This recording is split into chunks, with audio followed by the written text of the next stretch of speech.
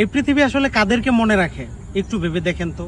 যাদের আলিশান বাড়ি আছে, ব্যাংক ভর্তি টাকা আছে, সমাজের মধ্যে একটা প্রভাব আছে, তাদেরকে কি কেউ মনে রাখে? আমার তো মনে হয় নিউটনের দ্বিতীয় সূত্রের মতো একটা বিপরীতধর্মী ক্রিয়া কাজ করে।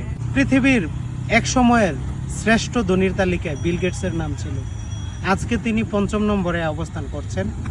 উনি কিছুদিন হলো একটা ঘোষণা দিয়েছেন, জীবদ্দশায় ওনার লাইফের যত আর্নিং আছে সব কিছু ১০০%-এর ৯৯% উনি দান করতে চান অসহায় মানুষদের, হসপিটালাইজড মানুষদের এবং সেবামূলক কাজে ব্যয় করতে চান। পৃথিবীর একটা কঠিন নিয়ম হচ্ছে, পৃথিবী কখনোই যে শুধু নিতে চায় তাকে কখনো অ্যাকসেপ্ট করে না। পৃথিবী তাদেরকে মনে রাখে না।